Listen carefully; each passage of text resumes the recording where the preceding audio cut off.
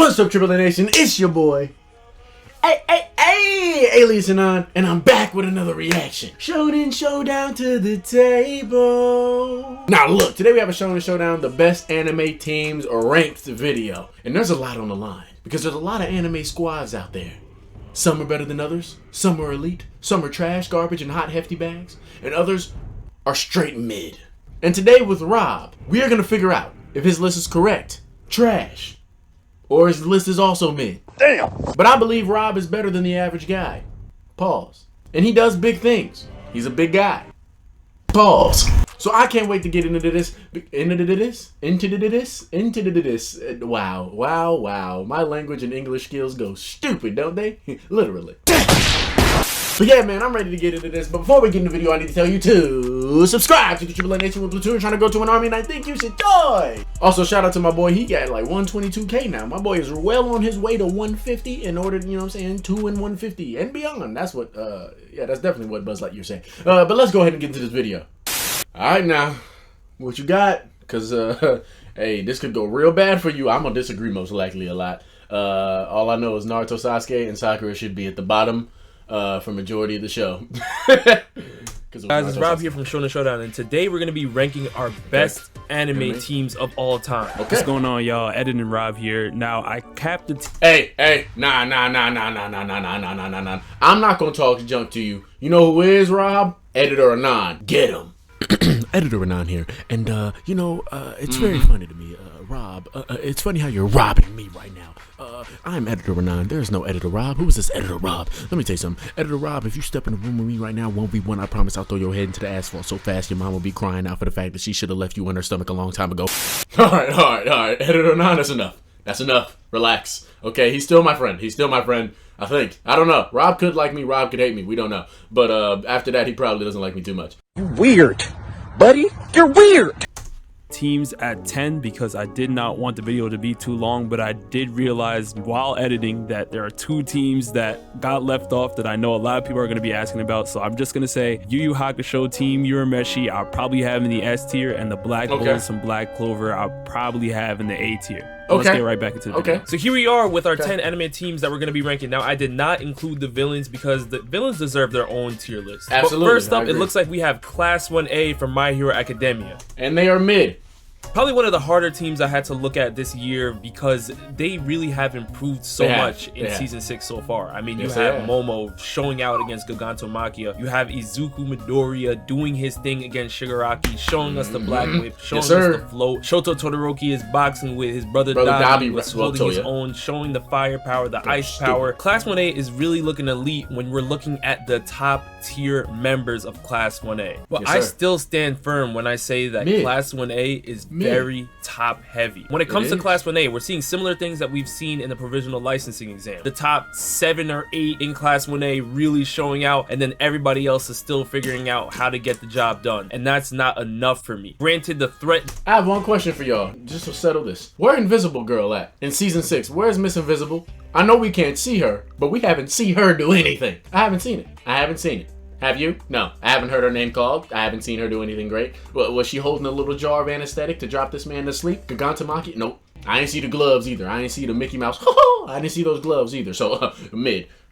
This time is much bigger than another school. You're talking about the Paranormal Liberation Front, which is clearly on a different tier. But I'm still seeing the same characters doing the same things. For me, all that's really saying is that Class 1A is C tier. I know that's hard for the My Hero fans to hear, but there's around 20 characters in Class 1A. And I'm seeing the same 7 or 8 really holding it down, and then the rest of the class is non-existent. To me, that's not even an A tier team, and you can make an argument for B at maximum. Next up, we have the Z Fighters. Now, the Z Fighters, similar to Class 1A, do have a couple of people that have fallen off throughout the years. And because of that, I was looking around the B and C tier, but we have to look at what was going on in the recent superhero movie. We have to look at what was going on in the Tournament of Power. The Z Fighters held it down in the Tournament of Power. Whether it is Goku... Did they? Or was the plot on their side? What do you mean by that?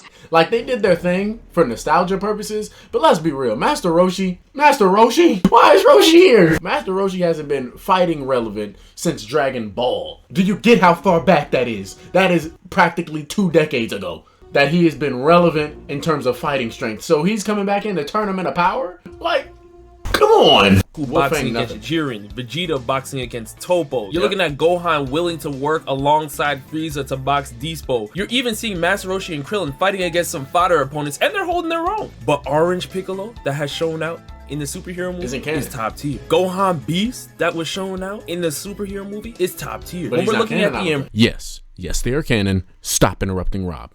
improvements that the Z Fighters have made, I'm thinking A tier for the Z Fighters, because we have to remember, even though when we think of the Z Fighters, we think of Goku, Vegeta, Gohan, Gotenks is here. Trunks has also shown that he can keep up with a fused Zamasu. So now we're looking at Super Saiyan Rage Trunks that's now in the mix, that can keep up with some of the best in the series. The Z Fighters have really leveled up, whereas when you're looking at a Class 1A, outside of Deku, Bakugo, Todoroki, Momo Yaoyorozu, and a couple of others, who are you really turning to? Next up, y'all see them? The Demon Slayer team. So this team is including Tanjiro, Nezuko, Inosuke, and Zenitsu. And I think this team is absolutely outstanding. The teamwork between these four is incredible. But if we're looking specifically in Season 2, the Entertainment District arc, we got to see some of the best teamwork combos since the Naruto days, going between Tanjiro, Inosuke, and Zenitsu. Tanjiro being the floor general, noticing that Inosuke's blades will be able to work against Daki's threads. You're having Zenitsu using his speed, using his power. Nezuko holding it down. Nezuko had the biggest glow up, literally looking like a baby Muzan, going crazy against Daki as well. And then you're seeing Tanjiro show out while he was in a duo fight with Tengen against Gyutaro. Tanjiro should have died. Let's go ahead and get that out into existence. I love Demon Slayer. You know, I speak bad on it every once in a while just when I'm comparing it to Jujutsu Kaisen, because I'm one of those extremists. Jujutsu Kaisen is greatest to me in terms of like between Demon Slayer and Jujutsu Kaisen, so I fight on that. But Demon Slayer is great. You know what I'm saying? I can't hide that it's a great show and it's fantastic. But I've said this before. Tanjiro should be dead. The plot armor is ridiculous, fam. Like, it would be different if these had, you know, saying some alien technology, if this world, these human beings aren't supposed to be like regular human beings, if these sword techniques were from their bodies, you know what I'm saying? This was an imbued technique. No, they don't use actual fire, it's just the animation. Tanjiro's a normal human being. He should be gone. He should have been dead a long time ago. But I told y'all, bro, how do you survive? Breathe. They really leveled up, and I love their teamwork. Because this is a tier list on teams, the main thing we have to look at is teamwork. I look at accomplishments maybe second tier, but their teamwork is the biggest thing, and the Demon Slayer team has some of the best teamwork on this chart. Absolutely, I have to put them in the S tier. Next up, we have the Hunter x Hunter team. This team is comprised of Gon, Killua, Kurapika, and Leorio. This team's alright. Earlier on, we could talk about their teamwork together. Because I'm sorry, I don't want to take over Rob. Leorio is not a fighter. Kurapika's good, but he has his little chain thing going on. I don't know about the manga. Don't come at me about the manga. So it's really more like Killua and Gon are a great duo. It's like, this is Jodeci. If you know R&B groups, this is Jodeci. This is JoJo, and it's KC. You know what I'm saying? Is it KC? All my life. Yeah, that's KC, I think. And then, you know, you have the rest of the group. During the Hunter exam, and that was nice. But after the Hunter exam arc, there were a lot of things that kind of were shaky between the teammates. Not so much disagreements, but more so they all had different paths, different goals going on. And we know that there are teams that are on this chart where every individual has their own goal, but they're still able to work together. The Hunter team is not really that way. Leorio kind of has his own thing that he wants to do. Kurapika is clearly trying to take down the Phantom Troop, literally put Nen restrictions on himself to make sure that if you are a spider, you have to run when I'm in the vicinity. If you don't, that's it. And we saw what happened in Uogi as a result. Kurapika is a beast, but he has his own mission. He's trying to avenge his Kurta clan. When it really comes down to teamwork, the Hunter x Hunter team, to me, is really Gon and Killua, and then you're adding on the other two depending on what's going on. If a spider is involved, a Phantom Troop member is involved, Kurapika is showing up. If there's boxing going on at all, Leorio is missing. But when it comes to dealing with the politics, the chairman elections, we see Leorio having one of the biggest moments in the series and literally cursing out Gon's father. Each of these characters have their great moments, but when it comes to teamwork, that is Gon and Killua. They are in the conversation to be one of the best duos in all of anime of all time. Gon and Killua being as young as they are and being able to navigate Hisoka, Pito, and Illumi, they have really shown their intellect, their greatness. They done fought the hardest game of dodgeball I'd have never seen in my life, bro. Let's talk about that. Razor, they barely won. They were razor thin hair from losing. And did I say Jodeci earlier? Was it a baby, what do I do? You know you're everything I need. No, God! All of anime of all time. Golden Killua being as young as they are and being able to navigate Hisoka, Pito, and Illumi. They have really shown their intellect, their greatness, but Kurapika and Leorio are not always on that same tier. They're kind of on the outskirts of the team. And for that reason, I'm putting them in the B tier, y'all. I don't think that's a bad... Oh, but do I give them more than Class 1A? Because here's the thing, even though Class 1A is very top heavy, and I agree, because Class 1A is usually against the same threat, like, they're usually fighting together in some way, shape, or form at all times, besides the times that, like, Bakugo and them go off on their own and do some stupid stuff. Which turns out to be pivotal, and the adults need it, but they just decided to beat them anyway because, you know, legalities, rules, and politics. I'd actually argue that it should be C tier. Personally speaking, just because Killua and Gon really do majority of that weight. Like 75% of the show is just them. So, like, I can't really call that a team. That's like calling Naruto, Sasuke, and Sakura a real team. And they're coming up next. I don't consider them a real team. They were a team for the little bit of the beginning and a little bit of the end. Where's the middle? They were the two breads, you know what I'm saying? Two pieces of bread, but the meat in the middle, they were not a part of. No lettuce, no tomato, no pickles. Maybe, you know what? Team 7, they got some lettuce and some pickles. You know what I'm saying? They done went on a couple missions. But after Sasuke done dipped, for a majority of the show, oh yeah, there's no meat in that sandwich, buddy. You just get some bread at the end. And that's supposed to be good? Sir, you get a sandwich with no meat and just some toppings. You tell me if that's a good sandwich. At least Class 1A, they're all in this sandwich together. So the ingredients aren't great. That's the problem. The ingredients just aren't great. The meat is subpar. The pickle is trash. But the bread is superb. And you got the salt and pepper kicking behind. But then just that meat is trash. You know what I'm saying? The meat and potatoes of the class, which is the majority of the class, is trash. Sorry, I didn't talk too long, but hey, bro, it's a class. It's teamwork is a sandwich, buddy. That same tier, they're kind of on the outskirts of the team. And for that reason, I'm putting them in the B tier, y'all. I don't think that's a bad spot to put them. I just feel like their teamwork is not really all the way there with the 4 of them. Now, next up, we have Team 7 from Naruto. We're talking Naruto, Sakura, Kakashi, and Sasuke. Give them the real. I know a lot of you guys already know where I'm headed. But in case you do not know, when I'm looking at somebody like Sasuke, I look at Team 7 and there's a lot of questions going on. Not to say that Sasuke's backstory wasn't one of the sadder ones in Naruto, because he clearly went through a lot. For having your own brother Itachi literally take out your entire clan before you. And you don't understand all the things that are going on. Man up. No, I'm playing.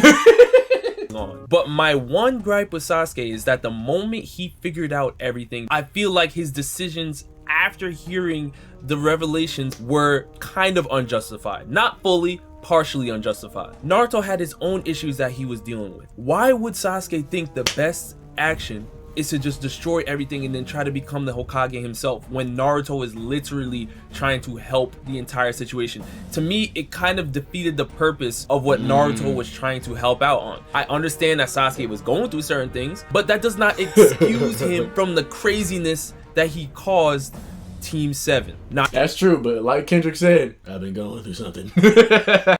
I've been going through something. I know a lot of you guys are probably going to be saying, well, Rob, if we look in the A tier, Vegeta is here. How are you going to put the Z fighters in the A tier when Vegeta had a lot of issues going on? He had absolutely right. But Sasuke's issues in Team 7 caused even more damage to the team. Literally, they had to pick up a new member inside. There's no replacement for Vegeta. If you don't have Vegeta, you either box against Vegeta or pray that he switches his mind. You cannot find any type of replacements. There's so much things that happen with Team 7. They had to switch members, all these things. Sakura tried to confess her love to Naruto, but it was capped. They didn't even have Kakashi for that mission. Kakashi was out of town, bro, out of commission. They had Yamato. Anyway, all of these things that were happening in Team 7 were bad. But I do think that in the war arc, they were able to kind of find somewhat of a common ground. And they literally took down the world's biggest threat at that time in Kaguya. Because of the war arc, I'll put them in the C tier. Very, very... Oh, I disagree with your list, bud.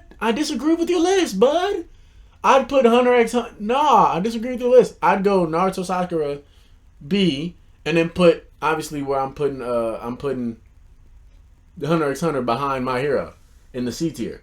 But I put them in B tier, I'm not gonna lie. Very lucky. This is as a teamwork, this is D tier, realistically, but they did level up in the war arc and they did set their differences aside for the most part, and Naruto and Sasuke got their fight, they hashed it out, and now they're good in Boruto. We all know what it is. Now for this next team, this is probably one of the funniest groups I've seen in all of anime. Great, but that's not what we're ranking them. We're talking about the Joestar group from part 3. With this being the first part that stands were introduced, there was a lot of trial and error against each opponent. What do I mean by this? I mean that every time there was an opponent that they approached, somebody had to be the guinea pig. Somebody had to go in there and pray that they come out alive and figure out the truth of someone's stand. We do see in later parts like Josuke and Giorno and even Jolene that they have a sort of different approach than what was going on in part 3. But this kind of trial and error method that was going on in part 3 kind of messed up the flow. Now when you're talking about camaraderie, they were all together. They were all in. Poneglyph had his beef with a few of the teammates, but it was nothing serious. And I'm not even going to take points off of them for having to find guinea pigs to throw in certain situations. Whether it was Avdol, sometimes Joseph had to play that part because his stand was horrible for the most part in Hermit Purple. We didn't really get to see it shine until the latter parts of part 3. But when we're looking at this specific Joestar group, it was very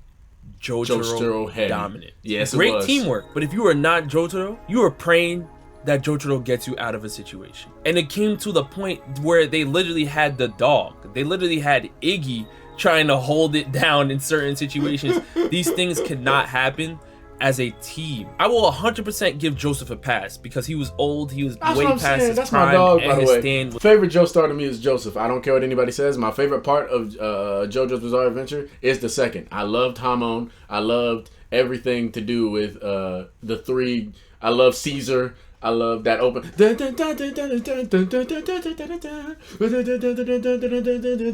That was my favorite opening, bro. I'm sorry.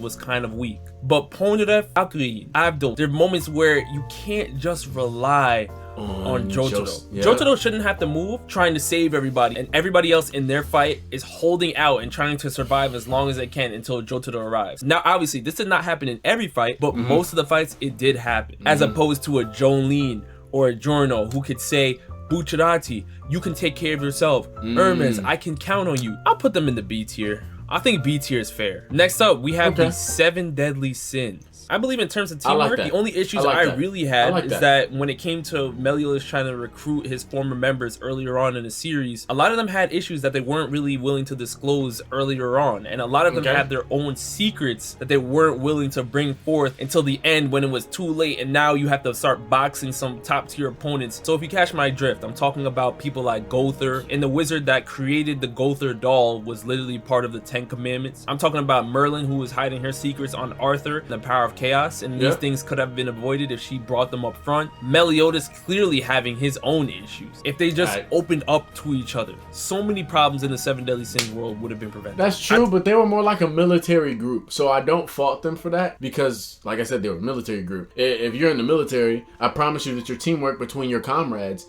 on that front line is superb. But I bet you don't know everything about that person next to you. You just don't. That's not what you came here to do. Your job is to be a great squad, a good squad, and an impeccable unit. But you don't necessarily need to know everything about each person. You need to know everything about their fighting style so you can know their habits in the fight. You don't necessarily need to know their emotional state and the things they've been through. Although that would help you be friends. In terms of like, if we're talking about I'm going to be a solid team, you need this. But yeah, it did cause some problems down the line if they would have talked some more. But that's a friend thing, not a teamwork thing in my opinion. I don't believe that take really ruins the chemistry between the 7 Deadly Sins. Agreed. Escanor really carried his weight, and anytime Meliodas stepped out of line, they were able to look at a Bond. They were able to look at an Escanor to really draw Meliodas back in. Even Elizabeth, when she was able to awaken her powers, was able to help draw Meliodas back in. Because of what they were able to accomplish, take down the Demon King, help out with Meliodas' curse, and all of these extra things, and they only lost Escanor. That's a win in my book. I'm giving the 7 Deadly Sins A tier because of what they accomplished. Next up, we have the Straw Hats from One Piece. If you don't know about the Straw Hats, go ahead and find out. The Straw Hats really come down to the A tier. A tier, I'm gonna say it. Because, you know, you have the 3 weaklings. They do their jobs, though. They have their role, but A tier or S tier. Luffy effect. Clearly, he's the captain. He's a leader of the crew. But there are many members of this crew that had their own emotional baggage. They had their own thing that they were dealing with. And because of this, the fact that they are still together is obviously credit to Luffy, but it's also credit to them willing to learn to really trust each other. I mean, there's a moment where Usopp almost left the crew because of the going married. Sanji almost left the crew because of his backstory, where you're talking about Judge and German 66, and he wanted to protect them from big. He could have handled that so much better, by the way, but I love Sanji for it. He got his heart broken during that thing, too. That was crazy. Mom's camp. Nami almost left the crew because of Arlong. Robin almost left the crew because of the whole government and O'Hara and all these things that she was trying to protect and take on for herself. Luffy didn't care about any of that. And that's what makes the Straw Hats so great. They are a Yonko level crew now. Yes, sir! You're having the literal Straw Hat Grand Fleet that was assembled on the side, and they have gained so much power and notoriety that any move they make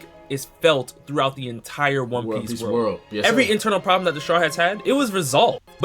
But you gotta speak on the weaknesses of the crew. I mean, they do complement each other and they do pull their weight. Wouldn't be fair if I didn't look at the other teams and say, well, even though their problems were resolved, I'm still not putting them in S. The reason why the Straw Hats are in S is because of their accomplishments, y'all. That's true. What they have done in the fair. One Piece world based on where they came from is unbelievable. Next up, we are looking at the Survey Corps from Attack on Titan. I don't believe the Sasuke effect. I've been going through something. You now no longer have teamwork. They're still good, though. The Survey Corps is still good. Just, Aaron. I believe I really need to go too in depth on this other than to say that they are trash when it comes to teamwork. When you look at the Survey Corps, everybody had their own agendas. There was no teamwork whatsoever. It was the Eren, Mikasa, and Armin show. Reiner and Bertolt clearly switched up, and we found out they were actually Titans themselves fighting for the Marlins. Then later on down the line, when things start getting revealed, people start to switch up. You're having Connie that's trying to really revive his mother. He didn't even speak on Ymir. And betraying his teammates. There's so much internal conflict that has never been resolved. It came down to the point that Eren actually ended up just betraying everything, taking on the world's pain on himself and saying, you know what, let me use the Jaegerist to my advantage. Everybody is fighting whether to trust Eren, to put their chips all in Eren's basket, or to betray Eren and go against Eren because Eren has put them in dangerous positions. It became so bad that Armin and Eren actually ended up boxing. Mikasa and Army went their own way and Eren went his own way. That's how bad it got. The Survey Corps is dog water. I mean, outside of Levi and Hanji, who really was holding it down, it was just a complete disaster. So I'm definitely putting them in the D tier. I don't care what anybody has to say about that. They are not a great team at all. Lastly, we have Team Ichigo. Yeah, that is Team Ichigo. First of all, once we get to the 1,000-year Blood War arc, Uryu is going to be like maxed out because I know my Bleach. I would say this team is going to be C tier, and here's why. It is very Ichigo heavy. This show is Ichigo heavy. Orihime is clutch in terms of healing, but other than that, she really doesn't do much. I feel like Chad deserves a very big power boost, and they're disrespecting my mans, but you know I can't do anything. And Uryu is definitely going to get a power boost. He's a Quincy. We're talking about Quincy's. I mean, I know the manga, but still, like, just based on context clues, he has to get a little bit of a big boom boom bye. You know what I'm saying? Especially now that we know the connection between Ichigo and him now. Cause, like, you know what I'm saying? These two are technically cousins. Yeah, yeah, man. So, or is that? Yeah, technically cousins. Yeah. So, yeah. Ichigo from Bleach. So this is gonna be Ichigo, Orihime, Chad, and Uryu. Now, this crew is probably going to be similar to my take on the Jotaro team. Orihime was able to use her shield and healing powers at a much more elite level during the Urankar arc. You're having Chad doing his thing, Uryu clearly, but when I'm looking at the Bleach team right here, the first thing I'm thinking of is Ichigo heavy. If Ichigo's not there, can we trust them to hold it down? Now, there were moments where they were able to fight against some lower tier hollows and things in Wako Mundo, but when you're talking about the top tier, the Espadas and all of these things, can you really say, Uryu, go handle this Espada? No, you Yes, you could. For Uryu, yes. Yes, you could. Couldn't. They weren't as dependable as some Soul Society captains and things. But now that we are at 1,000-year Blood War arc, I do believe that even though this team is still Ichigo heavy, we're going to see some amazing things from the rest of the camp here, because Uryu clearly is a Quincy. The Quincy's are here. They're here in full effect. What'd I say? Teamwork's really never been an issue for them, outside of Uryu and Ichigo, who had some bad blood early on, but that was only based on the fact that Uryu was a Quincy and Ichigo was part Soul Reaper, but they were able to resolve that pretty fast. So I'm not worried about that. And I also want to point out too, like, this Bleach is all about the ones. It's very rare that you're gonna see people want to double up on somebody. Very rare. Alright, they're about solo individual 1v1 battles for the most part. If you were up there, you're fighting 1v1. Anything else is dishonorable. Even when you were Quincy's, the Quincy's who are doing every backhanded tactic in the book are still running an equivalent 1v1 fade. A FMA Brotherhood equivalent exchange fade. Equivalent. Don't judge my speech. I do think this crew is probably next to the Joestar team in the B tier. Now you guys let me know down in the comment section below. Do you agree with my tier list on these anime teams? If not, let me know. And with that, I'll see you next time. Okay, Rob, I disagree with your list. I'm okay with D tier, I'm okay with S tier, I'm okay with A tier. I do not agree with your B and C tier, because as much as I love Ichigo and the gang, they don't really fight together. They assist each other every once in a while, but it's rare they ever fight together. They just do their thing 1v1v1, right? So I'd actually put them in the C tier just because how heavy it is on Ichigo. I think they can move up into the B tier once we get done with the 1,000-year Blood War arc, but as of right now, I put them in C tier. Hunter x Hunter, like I said, I put them in C tier personally, just because it's literally just Gon and Killua, in my opinion. There's moments where they come in, but like, they're a duo. They're a duo that has 2 other people every once in a while. Damn! And My Hero Group, they're like either really bottom B or top C. They can stay there, but that's my opinion. And that was the end of his video, and that was the end of my rant on anything anime. I know I didn't make too many jokes other than the fact that, you know, Rob. No, I'm playing. But yeah, man, that's the video. It's been long enough. Link to the original video in the description. Go subscribe to my other channel, AAA Origins, for other original content from me. Jesus Christ, I can't speak. Subscribe to this channel, AA Reviews. Like, comment, share, subscribe. And Alias Anon, wait. Streaming on Fridays. Every Fridays. Join me. Alias Anon, out! Genesis.